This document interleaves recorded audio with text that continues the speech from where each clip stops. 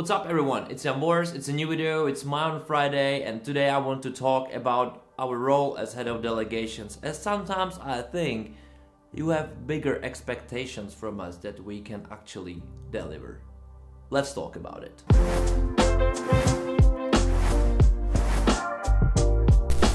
Alrighty guys, after many discussions, after many minutes of Eurovision interviews, and after many of your comments, and after lots of social media research I've done, I decided to make this YouTube video. And just to decide make YouTube channel in general, I was thinking, are we at the same track, you, us as head of delegations, maybe vloggers as well, but do we know what to expect from each other? Aren't we putting too much pressure into one person's responsibilities, And I decided to make this video about it, as I think we have to be clear about it, because the role of head of delegation, it's not an easiest one, but as well in each country it means something a bit different. Head of delegations actually are the people who are representing the television, the country, who are the main coaches or the main face of the television in front of the Eurovision world, and the ones who are responsible for the representations. But do they have the same powers in each country? No, they don't. It doesn't really mean anything. Some of the head of delegations are really external hired people who are making great job in this representing or coaching the team or helping the artists out, but have no real power about how the artists are picked. They don't negotiate with them, they don't produce the big shows where to find them, or they don't have the power to tell this is the one from the national selection I would like to pick internally. Some of them, they have this such of power, and some of them, they are responsible to their bosses and to their TV. And my recent video is about MGP, first semi-final reaction actually, but more likely I was looking at their PR, at how their brand, their national selection, how they're doing it. And you can see that if the TV as a whole just takes Eurovision very seriously, they will just do a lot of things around it, and mostly the HODs of such TVs are involved very much, and then the outcome of all of this branding is the Eurovision, and they are the head of delegations, and you can ask them whatever and most likely they will tell you everything, because there is no need to hide. They are not afraid of telling you their opinion, because they are forming their opinions into the reality. And some of them, they just can't do it. It's not because they don't have opinion, but they officially can't do it. Sometimes you're putting pressure, or you're putting expectations into the people who just can't really help you. And trust me, all of those head of delegations I know personally, they are trying to do their best. In the brackets they just can't move, and some of them, they have like wider brackets, some of them they just have none. But that's hard for you to tell, and I think the conclusion of this video is that the televisions should be more transparent about who the team behind the Eurovision is, but who is the responsible for those decisions. Is this a head of delegation? Because sometimes you blame the head of delegation that they've done something, but they actually had no power to change it. Sometimes you blame the TV, but that was the head of delegation's decision.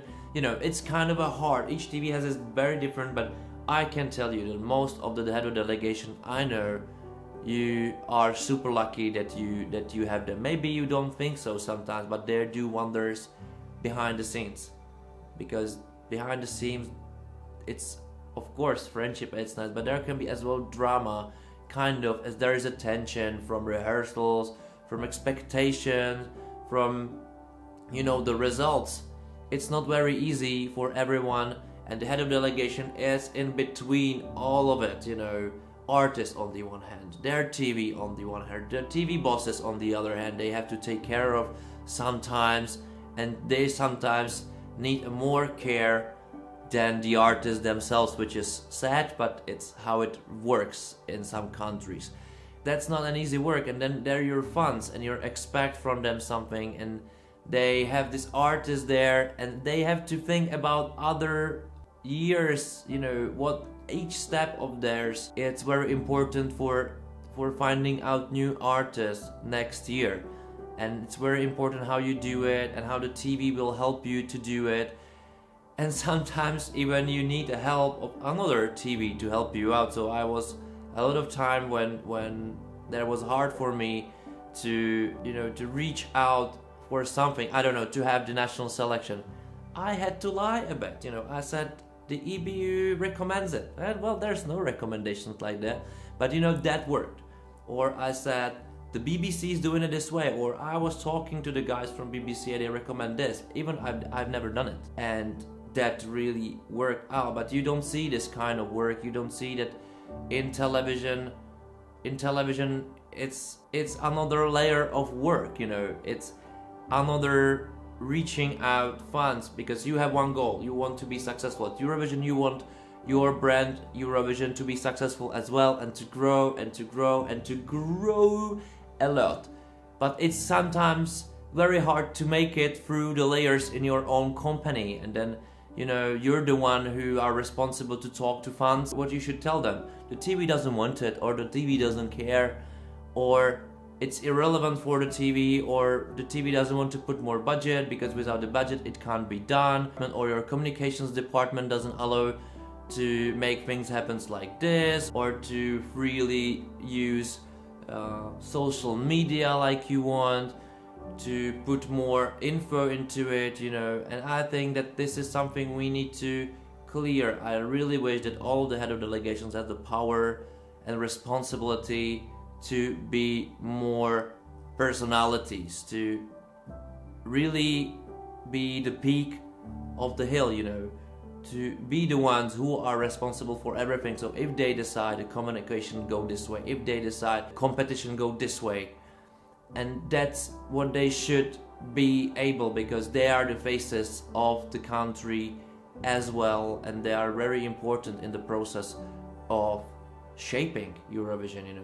And if they can be more transparent, if they can be more responsible, having bigger power, it will be much better. But as well, they should be more communicative. Of course, it's generalizing. It will not work this way all the time, as some of the head of delegations already are the top-notch people in their company, and sometimes we see that they're not that transparent at all, or they just have different opinions about what Eurovision should be, and maybe that's a generational problem as well. But in general, I think the head of delegations very prestigious role, but sometimes it's more prestigious in the Eurovision world, but not in their own country and the television, and the struggle is hard. So be kind to your head of delegations, be kind, because most of them, or maybe even all of them, I really know they are trying to do their best what they can, and for some of them it's just easier because the TV is backing up them,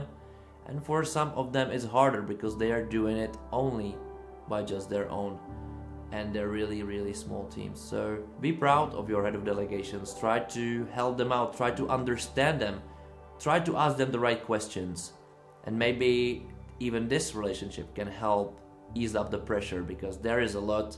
And sometimes I think we don't enjoy, even I'm a big critic of some countries, of some principles, of some approaches, but still there is a respect for it, and there is a try to understand it. So please do it as well, and tell me what you think. Write a comment below, like the video, share it with your friends, and tell me their opinions, because I'm curious what's in your bubble, how it works, and subscribe to the channel. See you soon.